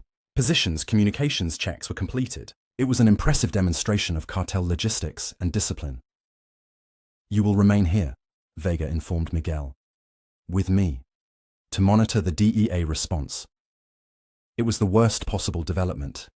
Miguel had planned to be in the field, where he might have a chance to slip away during the inevitable chaos when the DEA struck. Instead, he would be trapped at the command center, surrounded by Vega's elite security team. As you wish, Miguel replied, betraying nothing of his internal recalculation. At precisely 2 a.m. the operation commenced. 3 convoys departed simultaneously from their staging areas, heading toward the border crossing points. Vega and his command team, including Miguel, monitored their progress via encrypted communications and GPS trackers. The first 30 minutes proceeded exactly according to Vega's plan. The convoys approached their respective crossing points, counter-surveillance. Teams reported no DEA activity at the locations Miguel had identified, and the border crossing sequences began. Then everything fell apart. Contact at Crossing A, a panicked voice reported over the radio. DEA vehicles approaching from the south, not the east. Multiple agents, heavy weapons. Before Vega could respond, another report cut in. Crossing B compromised. They were waiting. For us! We're taking fire! Vega's eyes locked onto Miguel, cold fury replacing his usual composed demeanor. You lied. Miguel maintained his cover for one last attempt. They must have changed their positions after our reconnaissance. Standard, counter-surveillance protocol. But Vega wasn't buying it. No. You betrayed us. He drew a handgun with smooth efficiency. After I showed your respect. After I offered you a way back to your peaceful retirement. Miguel calculated his odds, surrounded by 8 armed men. Vega's weapon already drawn and aimed at his chest. The backup .38 was still concealed at his ankle, but he'd never reach it in time. Survival probability near 0. The radio crackled again. Crossing C is hot. Repeat, Crossing C is compromised. DEA, FBI, multiple agencies. Vega's expression contorted with rage. You cost me everything. Not everything, came a new voice from the doorway. Sheriff Ray Mendoza stood there, shotgun raised. Just your freedom. Vega's men swung their weapons toward this new threat, but Ray wasn't alone. Behind him stood 4 armed DEA agents, weapons trained on the cartel members. "Federal agents!" shouted a female voice Miguel recognized as Agent Reyes. "Drop your weapons!" For a fraction of a second, the situation balanced on a knife's edge. Then Vega made his choice. He swung his weapon toward Ray. Miguel moved with the instinct and speed of 20 years of agency operations. His hand closed around Vega's wrist, redirecting the weapon as it fired. The bullet struck the ceiling as Miguel delivered a precise strike to Vega's elbow, shattering the joint. Chaos erupted. Gunfire filled the room as Vega's men opted for resistance rather than surrender. Miguel tackled Vega to the ground, securing his uninjured arm while retrieving his ankle weapon with his free hand.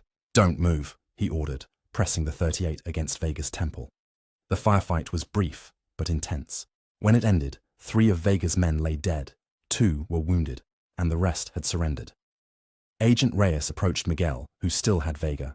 "Pinned, Mr. Fuentes," she acknowledged with a nod. "Seems you came through after all." Miguel handed Vega over to the agents, who secured him with zip ties despite his shattered elbow. The cartel leader's eyes burned with hatred as he stared at Miguel.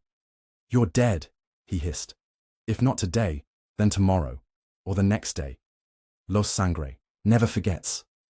Miguel met his gaze without emotion. "Neither do I." As the agents led Vega away, Ray approached Miguel. "All 3 shipments intercepted," he reported. 47 arrests so far, 26 trafficking victims rescued. His expression softened slightly. "You did good." Miguel nodded, fatigue suddenly washing over him as the last of the agency stimulants wore off. His ribs screamed in protest, and fresh blood seeped through his shirt where stitches had torn during the fight. "How did you arrange this?" he asked, gesturing to the DEA team securing the scene. Ray allowed himself a small smile. "Let's just say my nephew pulls more weight at the FBI than I let on. And Agent Reyes is a damn good tactician." Reyes rejoined them, holstering her weapon. "We redirected forces as soon as we confirmed the crossing points. Your intelligence was accurate, Mr. Fuentes. Without it, this operation would have failed." Miguel accepted this with a nod. In his 20 years with the agency, acknowledgement of success had been rare. Victories were expected. Failures were punished. This simple recognition felt strangely meaningful. "What happens now?" he asked. "Now," Reyes replied, "you need medical attention again. Then we'll need your statement." "And after that?" Miguel pressed. "Vega's network is extensive. His people will come looking for revenge." Ray and Reyes exchanged glances. It was Ray who answered. "That's up to you, I suppose. Run again. Find another quiet corner. Or what?" Miguel asked, though he suspected he knew the answer. Reyes stepped forward. "Or you come work with us, officially. Your expertise on cartel operations is unmatched. We could use someone like you on the task force." The offer shouldn't have been tempting. Miguel had left that life behind for good reasons. The violence, the constant vigilance, the moral compromises. He'd wanted peace, anonymity, simplicity. But the past 3 days had awakened something he'd tried to bury. A sense of purpose, of using his skills for something that mattered. The faces of the trafficking victims. The thought of the lives saved from addiction and violence. These things carried weight. "I'll think about it," he said finally, neither accepting nor rejecting the offer. As dawn broke over the desert, Miguel watched DEA and FBI agents securing evidence and prisoners. The largest cartel operation in the region's history had been dismantled, its leader captured, its human cargo freed. A significant victory by any measure. Yet Miguel felt hollow. The quiet life he'd built was gone, destroyed the moment Vega had walked into his store. Eleanor and her family would be safer with him gone from their lives. The store would likely be sold to new owners now. His cover was blown beyond repair. He was, once again, a man without a place, without roots. As medics approached to treat his reopened wounds, Miguel gazed at the lightening horizon. One chapter of his life had ended. Whether another would begin, and what form it might take, remained uncertain. But for now, for this moment, he had done what needed doing, and perhaps that was enough. Miguel's victory was short-lived. 3 days after Vega's capture, Miguel sat in a safe house outside El Paso, debriefing with Agent Reyes and a team of DEA analysts. His wounds were healing, but exhaustion had settled into his bones, a deep weariness that no amount of rest seemed to touch. The operation was a complete success, Reyes was saying. 47 arrests, including Vega himself, over 200 kilos of cocaine and heroin seized, 26 trafficking victims rescued and in protective custody. Miguel nodded, acknowledging the win while feeling strangely detached from it. His thoughts kept returning to Elena, to the store, to the quiet life he'd lost. "Have you considered our offer?" Reyes asked, interrupting his thoughts. Before Miguel could answer, her phone buzzed. The conversation that followed changed everything. "What?" Reyes's face drained of color. "When? How many casualties?" She listened for another moment, then ended the call, her expression grim. "What happened?" Miguel demanded, recognizing the look of an operation gone catastrophically wrong. Transport convoy transporting Vega to federal custody was ambushed 30 minutes ago. Professional hit team, military-grade weapons. Reyes looked directly at Miguel. 6 federal agents dead. Vega is gone. The news hit Miguel like a physical blow. How? The transport routes were classified. The timing was known only to senior officials. Exactly. Reyes's implication was clear. Another leak, higher up the chain than anyone had suspected. Miguel's mind raced through the implications. Vega free, federal agents dead, and a mole somewhere in federal law enforcement with access to classified operational details. "There's more," Reyes continued. "They hit Sheriff Mendoza's house an hour ago. Ice formed in Miguel's veins. Ray! Diane!" Ray wasn't home. Diane was. Reyes paused. "She's alive but critical. Hospital in Alpine." Miguel stood abruptly, ignoring the pain from his injuries. "I need to go." "That's exactly what they want," Reyes argued. "They're drawing you out." "I know." Miguel checked his weapon, a new Glock provided by the DEA after his had been confiscated as evidence. "But they've made this personal now." Before Reyes could respond, another agent burst into the room. "We've got a situation. Someone just attacked the safe house holding the trafficking victims." "Casualties?" Reyes asked sharply. 4 guards down. Most victims secured, but 3 are missing." The agent hesitated. "And there's a message for him." He pointed at Miguel. "What? Message? The ghost can't save everyone." Miguel's expression hardened into something cold and lethal. The face of Agent 37291, not the convenience store clerk. "They're targeting everyone connected to the operation." "It gets worse," the agent continued. "We just got word from Border Patrol. Someone burned down Lobo's Market an hour ago, completely destroyed." Miguel felt something snap inside him. The last restraint, the last hope of returning to his peaceful retirement. "Elena?" "Unknown. We're trying to locate her and her family now." Without another word, Miguel headed for the door. Reyes moved to block him. "Where do you think you're going?" "To find Elena before they do. To get Ray somewhere safe. To end this." "Alone? Against Vega's entire network? That's suicide." Miguel's eyes were cold. "Then give me a team. Because either way, I'm going." Reyes studied him for a long moment, then nodded. "I can give you 3 agents. Off the books. Limited resources. It's enough." "And Miguel?" Reyes's voice softened slightly. "This isn't just about revenge, is it?" Miguel paused at the door. "No, it's about fixing what I broke. I brought this down on them. Ray, Diane, Elena. Their blood is on my hands. Vega made his choices. You didn't force his hand." "Doesn't matter." Miguel checked his watch. "Every minute we waste is another minute they're hunting innocent people. Are you with me or not?" Reyes nodded, already reaching for her phone. "Wheels up in 30 minutes. The Border Patrol helicopter touched down half a mile from the smoking ruins of Lobo's Market." Miguel approached on foot, weapon ready, scanning for surveillance or ambush. The store was completely destroyed. Nothing but charred timber and melted plastic remaining. Agent Vasquez, one of the 3 DEA operatives Reyes had assigned him, joined him at the perimeter. "No bodies found. Fire department cleared the scene 2 hours ago." Relief washed through Miguel, quickly replaced by fresh concern. If Elena wasn't here, where was she? And was she running from Vega's people? Or had they already found her? His answer came in the form of a text message to his DEA phone.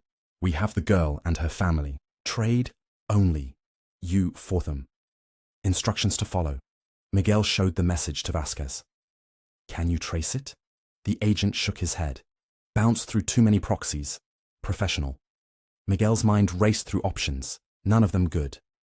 A straight trade was obviously a death sentence. Vega would kill Elena and her family regardless, and Miguel would simply die alongside them. But refusing meant abandoning them to certain death. I need to see Ray, Miguel decided. Now, at Alpine Memorial Hospital, they found Ray Mendoza standing vigil outside the ICU where Diane lay in critical condition. The sheriff's face was a mask of exhaustion and barely contained rage. 3 broken ribs, Ray reported without preamble. Punctured lung, internal bleeding. They worked her over before shooting her. His voice cracked. Doctor says if she survives the night, she has a chance.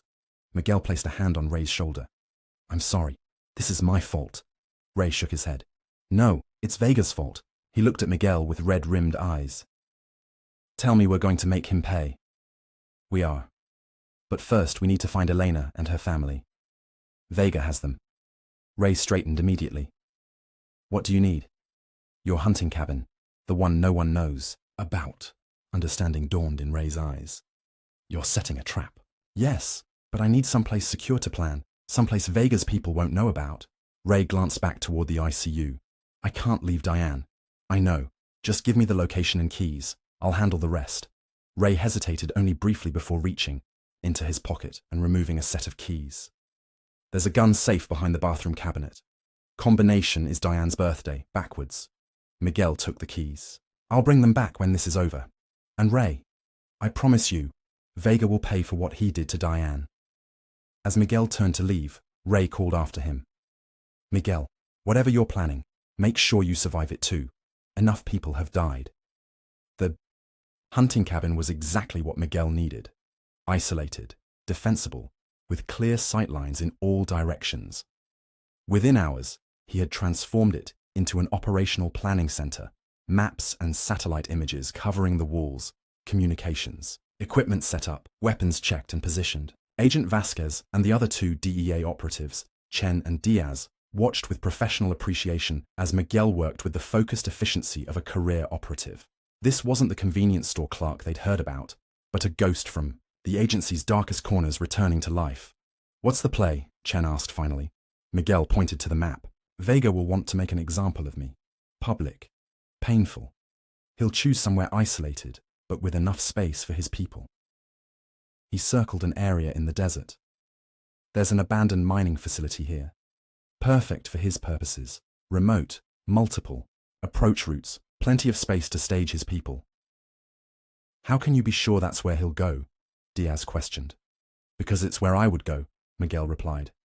And because my sources say Vega's father used it for executions back in the day. It has sentimental value for him. Chen raised an eyebrow.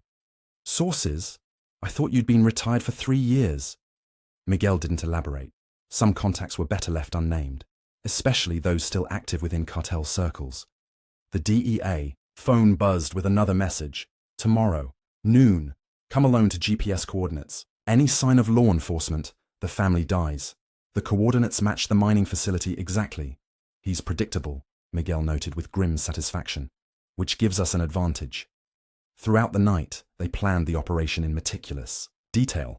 It wasn't sanctioned. Officially, the DEA was focusing all resources on recapturing Vega through conventional channels.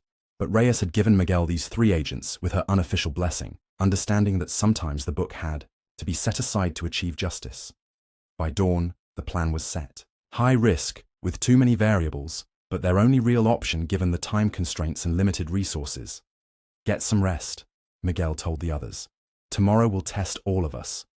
After they retired to the cabin's sparse bedrooms, Miguel sat, alone at the kitchen table, cleaning his weapons with mechanical precision. His mind was clear, focused in the way it had been during his most dangerous agency operations. The years of retirement, of pretending to be nothing more than a store clerk, felt like a distant dream. Or perhaps this was the dream, and he was about to wake up. His phone buzzed with a call from Ray. Diane stabilized, the sheriff reported, his voice thick with relief. Doctor says she'll pull through. That's good news, Miguel replied sincerely. Any word on Elena? Not yet, but we have a plan. Ray was silent for a moment. You're not coming back from this, are you? Miguel considered lying, offering false reassurance. But Ray deserved better than that. If everything goes perfectly, I might, he said instead. But perfect operations are rare in this business. You know, for what it's worth, Ray said slowly, you made a decent store clerk. But this, what you're doing now, this is who you really are, isn't it? The question struck deeper than Ray could know. For 3 years, Miguel had tried to convince himself that the quiet life was his true self, that the operative had been the facade. But these past days had forced him to confront an uncomfortable truth. The ghost of Medellin wasn't a role he'd played. It was who he was at his core. Get some rest, Ray, Miguel said finally. I'll call when it's done. As dawn broke over the Davis Mountains, Miguel stepped outside the cabin, breathing in the desert air. In 12 hours, he would face Vega again, and only one of them would walk away. The abandoned mining facility loomed against the cloudless sky, its rusted structures reaching upward like skeletal fingers. Miguel approached alone, as instructed, his DEA-issued Glock concealed beneath his jacket, despite knowing it would be taken from him immediately. From his vantage point, he counted at least 15 cartel soldiers positioned strategically around the facility, snipers on the catwalks, gunmen behind the crumbling concrete barriers, a choke point at the entrance where he'd be searched and disarmed. Everything as expected. I count 15 visible, he murmured into the concealed earpiece. Probably another 10 inside. Agent Chen's voice responded, tiny and distant in his ear. Confirmed. Thermal shows approximately 25 heat signatures, 3 smaller ones in the central building, likely the hostages. Miguel continued his approach, hands visible, pace steady. As predicted, 4 armed men emerged to intercept him 50 yards from the entrance. That's far enough, the leader called. Hands behind your head. Miguel complied, allowing them to remove his Glock and pat him down thoroughly. They missed the ceramic blade concealed against his spine, and the transmitter embedded in his watch, both agency-grade beyond the detection capabilities of standard searches. Move, one guard ordered, shoving him forward with the barrel of an assault rifle. Inside the main building, once the facility's administration center, Miguel found exactly what he'd expected. Alejandro Vega, seated like a king on an improvised throne of crates, surrounded by his elite security team. And to his right, bound and gagged but apparently unharmed, Elena and her family, her younger brother, Manny, sister Lucia, and mother Maria. Elena's eyes widened in recognition as Miguel entered. He gave her the slightest nod, a promise that this wasn't the end. The riot ghost himself, Vega announced, his voice echoing in the cavernous space. How kind of you to join us. Miguel noted the sling supporting Vega's right arm, the elbow Miguel had shattered during their last encounter. A small satisfaction. I'm here, Miguel said simply. Let them go. Vega laughed, the sound empty of humor. That's not how this works, Miguel. You betrayed me, cost me millions, exposed my operation to the feds. His eyes narrowed. Actions have consequences. Your fight is with me, not them. They're innocent. Innocence is relative. Vega stood, wincing slightly as the movement jostled his injured arm. Besides, I never intended to kill them. He gestured to Eleanor's family. They're valuable merchandise, young, healthy. They'll fetch a good price overseas. Miguel felt cold fury rise within him, but kept his expression neutral. And me? Vega smiled. You, my friend, will serve as an example, a very public, very painful example of what happens to those who cross Los Sangre. As if on cue, 2 guards moved forward, forcing Miguel to his knees. Another approached with a video camera. We'll stream it live, Vega explained casually. Let the world see the legendary ghost beg for death before the end. Miguel allowed himself to be positioned, compliant for now. Through the earpiece, he heard Chen's voice. In position, awaiting your signal. Vega approached, drawing a gleaming knife. In the old traditions, traitors were given the slow death. My father was an artist with a blade. I learned much from him. Behind Vega, one of his lieutenants stepped forward. Jefe, The perimeter team reports movement to the south. Vega frowned. Investigate, and double the guard on all approaches. The distraction gave Miguel the opening he needed. With a subtle movement of his wrist, he activated the transmitter in his watch, the signal his team was waiting for. It won't work, Miguel said calmly. Vega returned his attention to his prisoner. What won't work? Your men, your security, your plan. Miguel met Vega's gaze steadily. You've already lost. You just don't know it yet. Rage flashed across Vega's face. He raised the knife. Brave words from a man on his knees. Miguel smiled for the first time. I wasn't always a store clerk, Alejandro. Before that, I was something else entirely. An explosion rocked the southern perimeter of the facility, followed immediately by another to the east. Gunfire erupted outside as the DEA team executed the first phase of their plan. Vega's face contorted with fury. Kill him! He shouted to his men. Kill them all! But Miguel was already moving. Rolling backward, he extracted the ceramic blade from its hiding place and slashed the legs of the nearest guard. In the same motion, he seized the man's dropped weapon and fired 2 precise shots at the cartel members nearest Elena's family. Chaos erupted inside the building. Vega's men, divided between responding to the external attack and the threat Miguel now posed, made fatal hesitations. DEA agents Chen and Diaz breached the eastern entrance, while Vasquez provided cover fire from an elevated position to the north. Miguel fought his way toward Elena and her family, every movement calculated, every shot precise. This wasn't the convenient store clerk, but Agent 37291, the ghost of Medellin, doing what he had been trained to do with lethal efficiency. Vega, realizing his advantage was lost, retreated toward a rear exit, 2 bodyguards providing cover. Miguel spotted the movement and made an instant decision. Secure the hostages first, then pursue. Elena, he called, reaching her side and cutting her bonds. Get your family to the east exit. Agents there will protect you. Her eyes were wide with fear and confusion. Miguel, what? No time, he interrupted, freeing her mother and siblings. Go now. Stay low. As Elena led her family towards safety, Miguel turned his attention to Vega's escape route. The cartel leader had nearly reached the rear door, his remaining loyal soldiers forming a defensive perimeter around him. Miguel moved like a ghost through the firefight, using cover, angles, and the confusion to his advantage. 3 more cartel soldiers fell to his precise fire before he reached the corridor Vega had used to escape. Outside, the gunfight continued as the DEA agents engaged the remaining cartel forces. But Miguel's focus had narrowed to a single target, the man responsible for threatening Elena, for putting Diane in the hospital, for destroying the quiet life Miguel had built. He caught a glimpse of Vega entering an isolated storage building 30 yards away. Rather than following directly, Miguel circled to approach from behind, using the facility's maze-like structure to his advantage.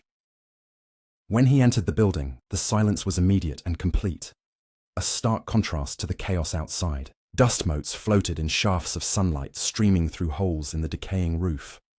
And in the center of the main room stood Vega, alone, his back to the entrance. I knew you'd come, Vega said without turning. Miguel kept his weapon trained on the cartel leader. It's over, Alejandro. Your men are dead or captured. The DEA has secured the facility. There's nowhere left to run. Vega turned slowly, his expression oddly peaceful. You know, my father always spoke of you with respect. The ghost, he called you. The CIA's invisible killer. He smiled slightly. He said if I ever encountered you, I should run, not fight. Good advice, Miguel replied, advancing cautiously. You should have taken it. Perhaps. Vega shrugged his good shoulder.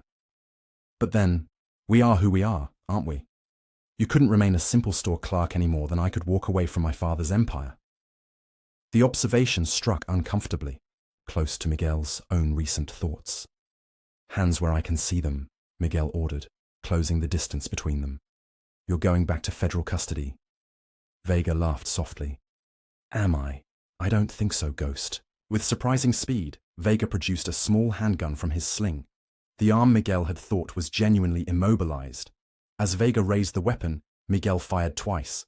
The shots echoed in the confined space as Vega staggered backward, blood blossoming across his immaculate white shirt. The cartel leader looked down at his wounds with mild surprise before collapsing to his knees. His gun clattered to the concrete floor. "You know," Vegas said, his voice remarkably steady despite the life draining from him. "In another life, we might have been alike, you and I. Both killers. Both servants of powers beyond ourselves."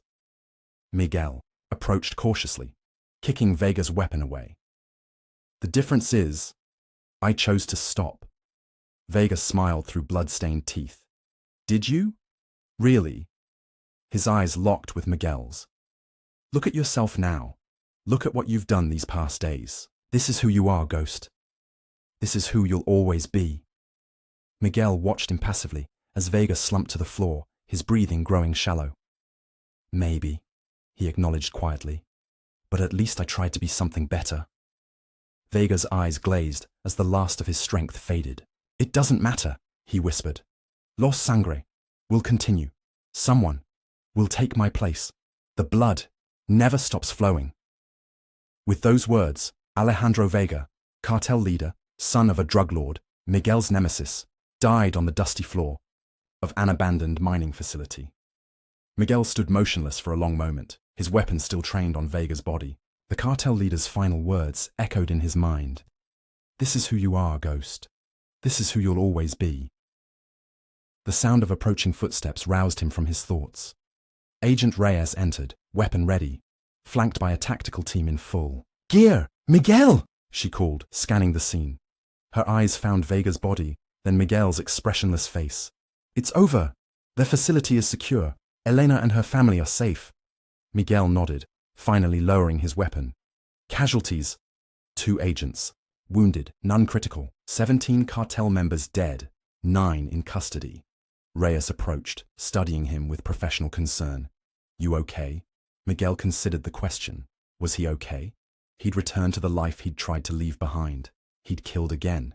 He'd lost. His store, his cover, his quiet retirement. "And yet, I'm fine," he said finally.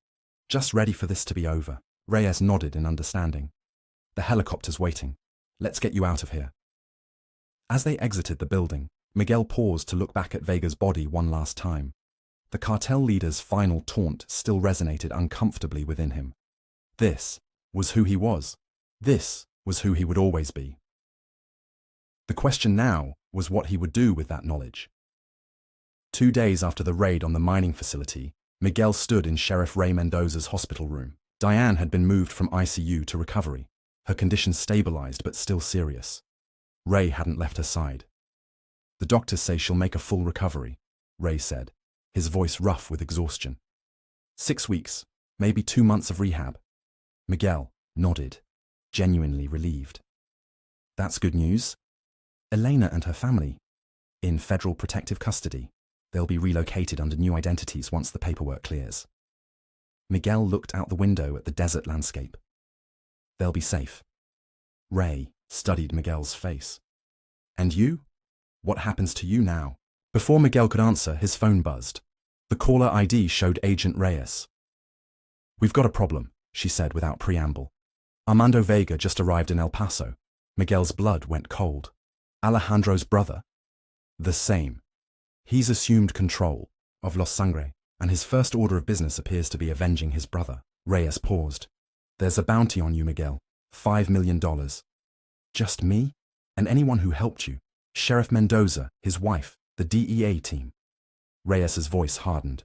"We're moving everyone to secure locations, but Armando has resources his brother never did, including connections to intelligence agencies in 3 countries." Miguel processed this, his mind already calculating threats and countermeasures. "He'll have found your safe houses by now. Standard federal protection won't be enough." "I know. That's why I'm calling. We need your expertise, your contacts. Off the books." Miguel glanced at Ray, who had heard enough of the conversation to understand the situation. "Go," the sheriff said quietly. "Do what you need to do." Miguel nodded, already formulating a plan. "I'll meet you at the secondary site in 1 hour," he told Reyes before ending the call. As Miguel prepared to leave, Ray caught his arm. "Vega's brother, is he worse?" "Much," Miguel confirmed grimly. "Alejandro was a businessman who used violence. Armando is a sociopath who happens to run a business." The next 12 hours were a blur of activity. As Miguel helped the DEA relocate everyone connected to the operation, Ray and Diane, Elena's family, the agents who had participated in the raid. Using old agency protocols and contacts wooed him favors, Miguel established a secure perimeter around a remote ranch house 50 miles north of El Paso.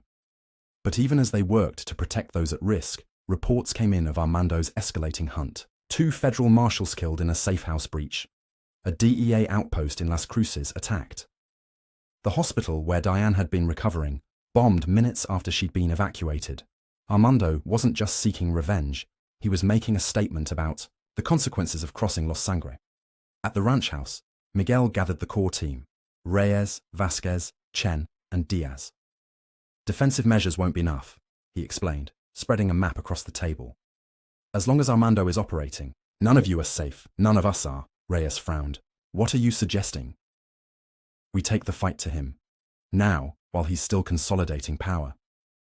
Miguel tapped a location on the map. My sources say he's operating from here, a compound just across the border, minimal security while he's meeting with his father's old lieutenants. That's in Mexico, Reyes pointed out. We have no jurisdiction. I don't need jurisdiction, Miguel replied, his voice cold and precise. I need 4 operators and 6 hours. The agents exchanged glances, understanding the implication. This wouldn't be an official DEA operation. It wouldn't even be legally sanctioned. It would be Miguel returning fully to what he had once been, the ghost, operating in shadows, dispensing his own form of justice. Reyes broke the silence. If we do this, there's no coming back, no retirement, no store in the desert. You'll be back in the life permanently. Miguel nodded, having already made his peace with this reality. I've been fooling myself for 3 years, trying to be something I'm not. His expression hardened. This is who I am. What I do. One by one, the agents nodded their agreement. They would follow Miguel into this final, desperate mission. Not as DEA agents, but as individuals who understood that sometimes justice required working outside the system. That night, under cover of darkness, they crossed the border in 2 unmarked vehicles, using routes only Miguel knew. The compound came into view just before dawn, a sprawling hacienda surrounded by high walls, with guards patrolling the perimeter. 12 exterior guards, Miguel noted as they observed from a concealed position. Standard rotations, predictable patterns, communication check every 15 minutes. The team moved with practiced efficiency, neutralizing the exterior security, without raising alarms. Miguel led them through a service entrance, navigating the compound's layout as if he'd studied it for months rather than hours. In the main house, they encountered heavier resistance. Armando's personal security detail, better trained and better armed than the perimeter guards. The firefight was brief but intense, leaving 2 of Armando's men dead and Agent Diaz wounded in the shoulder. Continue with Chen, Miguel instructed Vasquez. Secure our exit route. Reyes and I will proceed. They found Armando Vega in his brother's former office, calmly pouring himself a drink despite the sounds of combat echoing through the compound. Unlike his brother, Armando was a large man, physically imposing, with a face marked by old scars. He showed no surprise at Miguel's appearance. The ghost, he acknowledged, raising his glass in mocking salute. I was wondering when you'd arrive. Miguel kept his weapon trained on Armando, while Reyes secured the room. It's over, Armando. Your security team is neutralized. Federal agents are moving in on your operations across 3 states. Armando smiled coldly. Perhaps, but Los Sangre is bigger than me, bigger than my brother. Cut off 1 head, 2 more grow. Not this time, Miguel countered. We have your financial records, your distribution network, your political connections. By this time tomorrow, Los Sangre will be dismantled completely. For the first time, uncertainty flickered across Armando's face. Then, with surprising speed for a man his size, here ached beneath his desk, Miguel fired twice. The shots caught Armando in the chest, throwing him backward against the wall. Blood blossomed across his expensive suit as he slid to the floor, his hand still gripping the weapon he'd failed to use. You think this changes anything? Armando gasped, blood bubbling at his lips. Men like us, we never really die. Someone always takes our place. Miguel approached carefully, keeping his weapon ready. Maybe, but it won't be anyone named Vega. Armando managed one final bloody smile. We're the same, you and I. Killers who found Our purpose? No, Miguel replied quietly. I kill because I have to. You killed because you enjoyed it. As the light faded from Armando's eyes, Miguel turned to Reyes. We need to move. Now. They exited the compound the same way they had entered, regrouping with the rest of the team at the designated extraction point. Diaz's wound had been stabilized, and Vasquez reported that their escape route remained clear. By the time the sun rose fully over the desert, they were back across the border, the mission complete, Los Sangre effectively decapitated with the loss of both Vega brothers within days of each other. But for Miguel, the victory felt hollow. Armando's words echoed in his mind. We're the same, you and I. Was that true? Had he simply been deceiving himself these past 3 years, pretending to be someone he wasn't? 1 month later, Miguel stood at Diane Mendoza's bedside as Ray helped her into a wheelchair. Her recovery had progressed well, though the physical and emotional scars would remain. The doctors say I can go home next week, she told Miguel, smiling despite the pain that still shadowed her eyes. That's wonderful news, Miguel replied sincerely.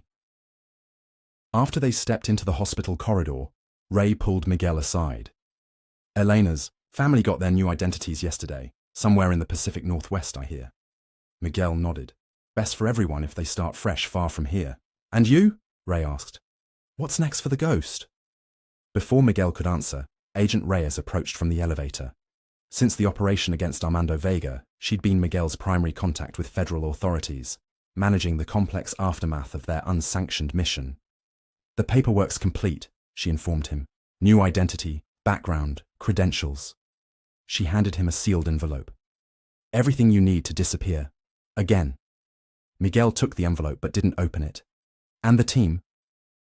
Vasquez and Chen have been reassigned to different field offices.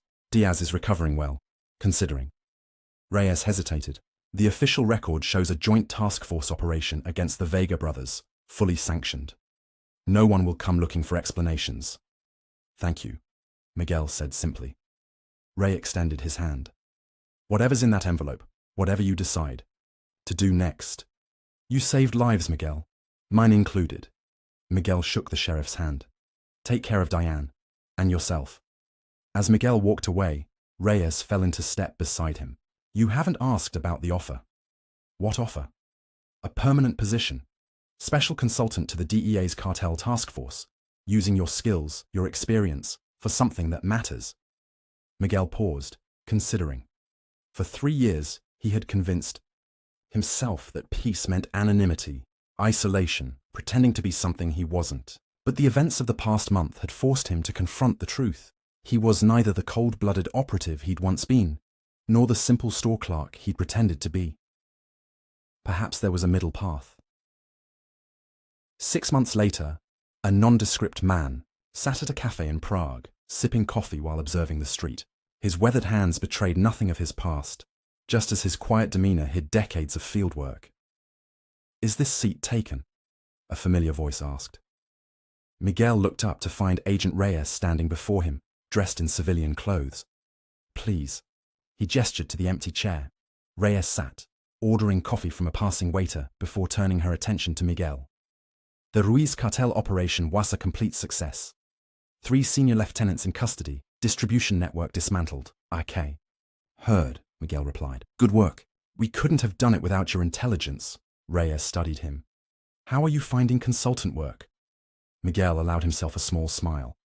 Different, but satisfying. In the months since the Vega operation, Miguel had forged a new identity.